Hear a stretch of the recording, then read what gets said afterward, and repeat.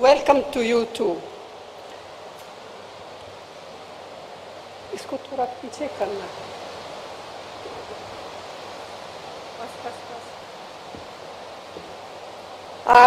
Chintan Shivir in this historic city with such a glorious heritage has as its theme Nav Sankalp. It gives us an opportunity to discuss amongst ourselves the numerous challenges that the country is facing as a result of the policies of the BJP and of the RSS and its affiliates. It is also an occasion to deliberate on the many tasks ahead of us. So it is both a Chintan about national issues and a meaningful Atma Chintan about our party organization. I am well aware that many of our colleagues wanted to be here with us, but we had to limit participation for a variety of reasons. But I'm sure they will understand. And not being here does not in any way devalue the role they are playing in our organization. Friends, by now it has become abundantly and most painfully clear what Prime Minister Modi and his colleagues really mean by their frequently repeated slogan, maximum governance, minimum government. It means keeping the country in a state of permanent polarization, compelling people to live in a constant state of fear and insecurity. It means viciously targeting, victimizing, and often brutalizing minorities who are an integral part of our society and are equal citizens of our republic. It means using our society's age-old pluralities to divide us and subverting the carefully nurtured idea of unity in diversity. It means threatening and intimidating political opponents, maligning their reputation, jailing them on flimsy pretext, misusing investigative agencies against them. It means eroding the independence and professionalism of all institutions of democracy. It means the wholesale reinvention of history, the constant denigration of our leaders, especially Jawaharlal Nehru, and the systematic moves to distort, deny, and destroy their contributions, It means glorifying the killers of Mahatma Gandhi and their ideologues.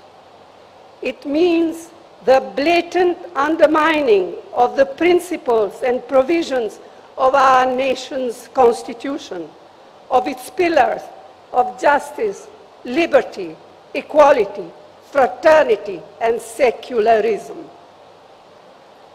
It means turning a blind eye to continued atrocities across the country on weaker sections, especially Dalits, Adivasis, and women. It means using fear to make the bureaucracy, to make corporate India, to make civil society and sections of the media fall in line. It means more empty slogans, diversionary tactics, and utter silence on the part of an ever so eloquent Prime Minister when the healing touch is most needed. It is not just the undermining of our long-cherished values embodied in the Constitution that are now at grave risk. The fires of hatred and discord that are being ignited have taken a heavy toll on peoples, on their lives. This is having serious social consequences, much more serious than we can even imagine. The vast majority of Indians want to live in an atmosphere of peace, of amity and harmony. The BJP, its cohorts and surrogates, want to keep people in a state of perpetual frenzy and conflict. They constantly provoke, instigate, and inflame. We have to combat this growing virus or divisiveness that is being maliciously and mischievously spread. This we must do at all costs.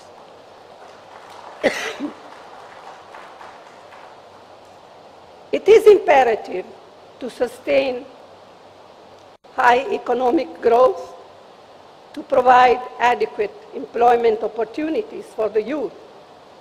We must generate revenues needed for the welfare programs and improve the standard of living.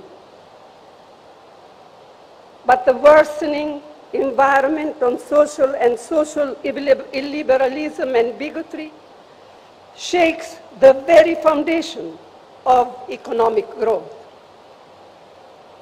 Starting with the disastrous demonetization on November 2016, the economy has been at a steep downslide. A large majority of MSMEs have been crippled. Unemployment has risen alarmingly, and for the first time, it appears that vast numbers of people have simply given up hope of finding jobs. Whatever support the central government has been able to provide in the past 2 years to people has been on account of most of the UPA programs, and to name just two of them, the Mahatma Gandhi Narega, the employment scheme, and the national food security.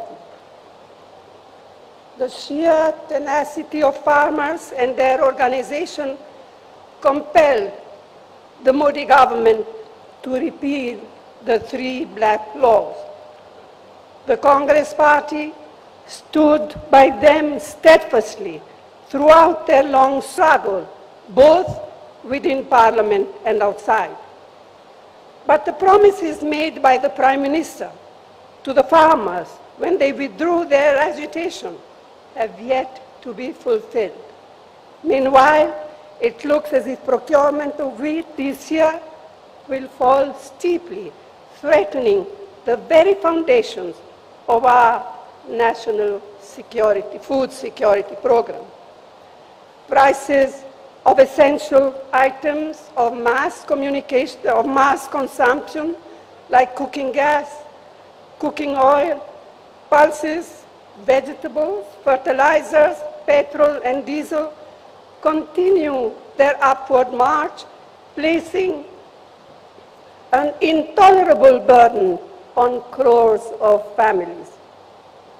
Public sector companies built up with such careful planning with economic and social objectives in mind by earlier Congress government are now being privatized with a vengeance and to a chosen few.